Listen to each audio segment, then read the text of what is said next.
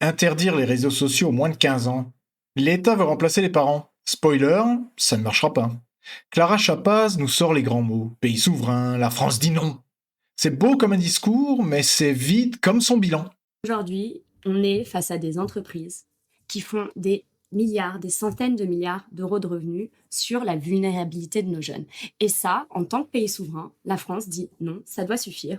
On n'expose pas nos jeunes à ces mécanismes, on n'expose pas nos jeunes à ces contenus et on ne laisse pas des entreprises se faire de l'argent sur la santé mentale de nos jeunes. Sur le papier, on est tous d'accord. Protéger les jeunes, c'est bien. Mais dans la réalité, où était cette fermeté lors de l'affaire Jean Pormanov, par exemple? On a vu le résultat, de l'agitation, des tweets, mais concrètement, bah rien, le néant. Si l'État n'est même pas capable de gérer un dossier précis, comment peut-il prétendre contrôler des algorithmes mondiaux qui génèrent des centaines de milliards? Je veux dire, dans l'affaire Pormanov, il y a eu un mort quand même. C'est une chose fondamentale. C'est la voix que porte le président de la République et c'est la loi qui sera examinée demain au Parlement.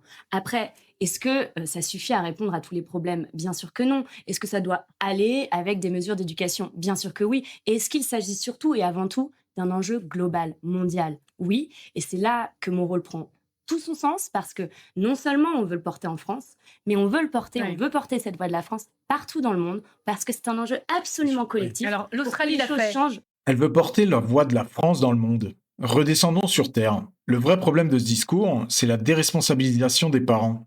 L'État veut jouer à la super nounou. Il veut installer une majorité numérique à 15 ans. Résultat, n'importe quel gamin de 12 ans installera un VPN en 30 secondes pour contourner l'interdiction. Et surtout, en acceptant ça, c'est la porte ouverte à toutes les fenêtres. Déjà, nos enfants vont donner leurs identités à un État qui est incapable de les sécuriser. Je vous rappelle quand même que l'État se fait pirater des données de partout depuis quelques années. Et ensuite, on commence par les enfants, mais demain, tout le monde devra prouver son identité avant de publier quoi que ce soit sur Internet. Et vu les dérives qui arrivent en Angleterre, je suis moyennement d'accord avec ça.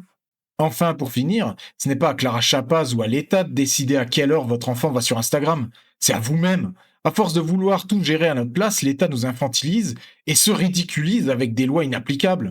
On préférerait un gouvernement efficace sur les vrais dossiers plutôt qu'un gouvernement qui donne des leçons de morale inapplicables au monde entier. Et vous préférez que l'État s'occupe de l'éducation de vos enfants ou qu'il vous laisse gérer? Parents responsables ou État nounou? Dites-le moi en commentaire.